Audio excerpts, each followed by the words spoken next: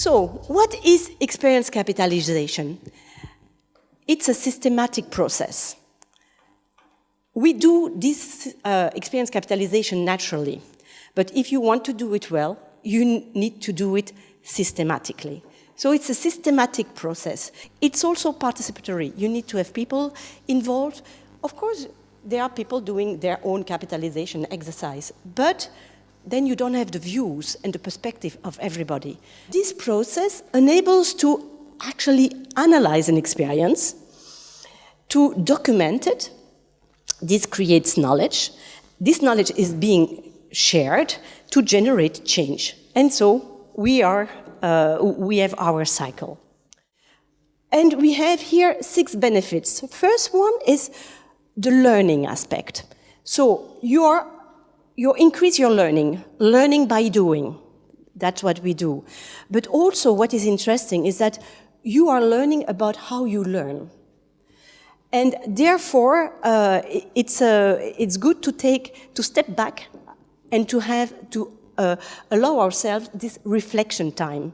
So this is an important aspect. So you increase learning. You avoid knowledge loss. So instead of reinventing the wheel all the time, if you're doing experience capitalization, you are going to be able to know, okay, what works well, but also what doesn't work so well. And we are learning from failures.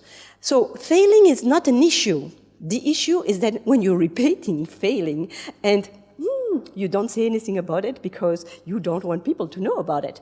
But people, rather strangely, when you ask people about what worked, they say, and what didn't work, because they want to avoid making the same mistakes. So this is how you also avoid your knowledge loss and how you will then, therefore, increase your efficiency and effectiveness because you have learned from what you have been doing, you have been analyzing what you have been doing, you're not reinventing the wheel, you have looked at what works, what doesn't work, and you try to find solutions for not repeating the same mistakes. And this will enable you to generate change because you will find new ways of doing things, or you will have analyzed how you were doing things, and you're going to see how do we have to improve for the future. It will enable to replicate things, to adopt, others can adopt things, to adapt what you're doing, and also to scale up. So it could be geographically, but it could be also scaling up, going from an experience to a policy. And because this is a participatory process, because you have people involved, when you do that and when it is anchored into your work, this also enables you to increase the team building. It's a really team building exercise. You have better teams, they understand how they work together, and they know how they can work better together so that they can also achieve more things. And when you have done this experience capitalization process, you have, of course, very good products. You have excellent documents. And these documents, in a certain way, this enables to show what you have been doing. So it's your visibility. You're able to communicate better inside, internally, but also externally. So this helps you also to do the advocacy. And so you're better prepared, you communicate better, so better advocacy and better visibility. So these are really the big benefits of doing experience capitalization. Of course. And we have, for who is this course for? We have decided to have 5 characters. These 5 characters represent 5 different continents and different type of people. So we have the team leader.